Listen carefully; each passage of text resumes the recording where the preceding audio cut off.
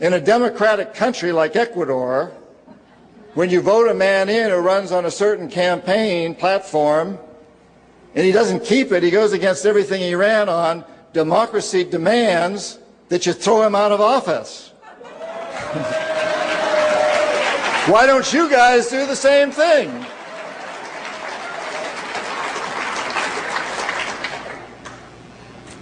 I don't know, I said, maybe we're not a democracy.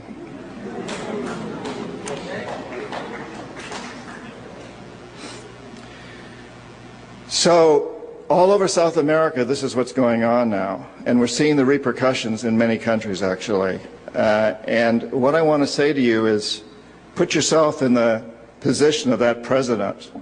Imagine if you had run on a campaign that you deeply believe in, of keeping down the corporatocracy, of using your country's resources to help your people, and you're voted in, and somebody walks into your office and says something like that to you. Now, that's usually said more subtly. It's not quite as dramatic as I put it, but because I've said that to people like that. And what we really say at that point is, hey, remember what happened to Arbenz of Guatemala? Remember what happened to Allende of Chile? Remember what happened to Roldos? Remember what happened to Lumumba in the Congo? Remember what happened to Diem in Vietnam? Remember what happened to Torrijos? Remember what happened to Noriega? Remember. They get the message.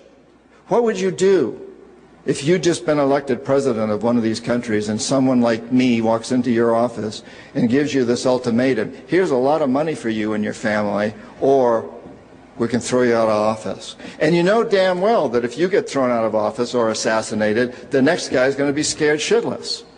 What's he going to do? So what are you going to do when that happens? What would you do? It's a hard question to answer, isn't it? So what has to happen here is it's you and me who have to do something. It's us here in this country. We can't let that happen anymore. We must defend democracy. And even if we don't like what those democratically elected presidents are saying, and I don't like what some of them are saying, I'm not a real big fan of some of those presidents and their economic policies, I got to tell you that. But I 100% support them as long as they're elected democratically. And most every one of them has been elected by a much greater majority with a much greater percentage of their population voting than happened in this country. They are truly democratically elected presidents. And I don't care what CNN says about, or Fox or anybody else about Chavez. He has won plurality after plurality after vote. He keeps winning. And so we must send a message to our government and to our corporations, to the corporatocracy, that they have to respect democracy. Not just any president, whether he's the democratically elected president or a dictator who happens to support our corporate policies. We must stand behind our principles. One of the other things that's happened in the history of this country during my lifetime, as we've built this empire, is that we have managed to subjugate, to put aside, to sweep under the rug every principle that I grew up believing was what makes America great.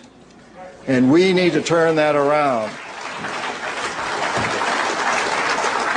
The very things that you all joined the military to fight to support, we've managed to subjugate, and we need to change that.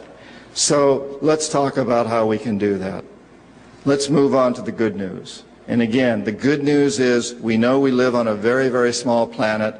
We know we have all the resources we need to make this a better world, and that the only way our children are going to grow up safe, secure, and in a sustainable world is that if every child in the world has that opportunity. Right now, we represent 5% of the world's population. We consume over 25% of its resources and create more than 30% of its pollution. And the only thing you can say about a system like that is it is a failure.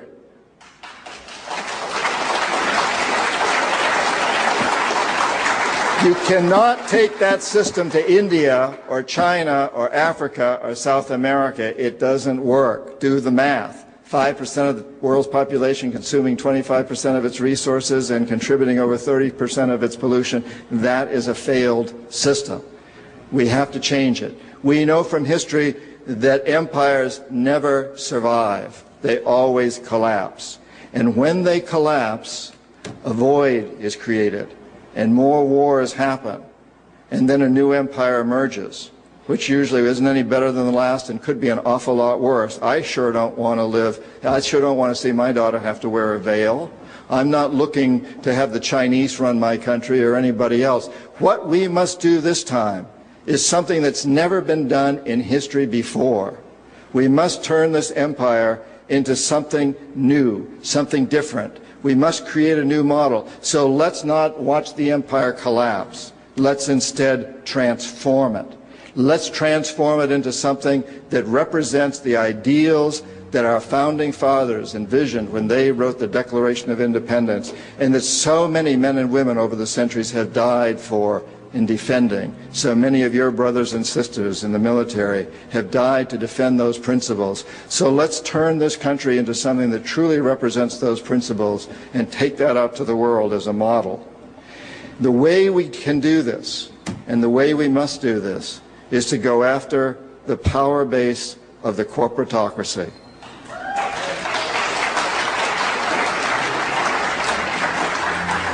Please continue working in politics, those of you who do. Continue moving in that avenue, but recognize that unless we change these corporations, that only has some limited benefits. If we want to really change the system, we've got to go after the emperor. And the emperor is not in politics. The emperor is controlling the money. That's the big corporations. These corporations today have one goal, and that goal is to make a few rich men a lot richer. We need to change that so that the goal now becomes one of primarily serving all the employees, even after retirement, through health benefits, etc. Serving their customers, of course. Serving their customers and also serving the people who provide the raw materials that go into those corporations, whether those people live in Ethiopia or in Indonesia or in Uruguay. Taking care of the people that provide the resources and taking care of all the communities and the environments where all of these people live. In other words, these corporations need to become good citizens. They need to become good moral communities. They are our main communities. Most of us look at a globe of the earth and we see all these countries outlined on it, about 200 of them, slightly less, and many of those countries were created by us, by the colonial powers, sort of arbitrarily. But most of those countries don't really impact any other countries, with some obvious exceptions like us. But most of them don't impact other countries. And in any case, thinking of that globe as the geopolitics of this planet is archaic. The real geopolitics of this planet could better be viewed as a bunch of huge clouds that move around this planet, and those clouds are the big corporations. And they really run the geopolitics of this planet. Of the 100 largest economies in the world, 51 are corporations, not governments, and 47 of those are U.S. based. These are the entities that control the planet. And so we must change those corporations. We must bring them around. They will tell you, and all of our governments will tell you, that every country out there that we're working with ought to be a democracy and ought to be transparent. And I think that's a pretty good idea. But what about the corporations? Every corporation should be democratic and transparent.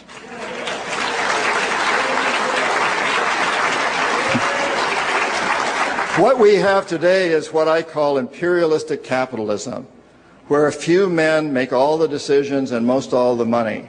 What we need to move into is democratic capitalism, which will be much more egalitarian, which in fact represents what our Declaration of Independence called upon.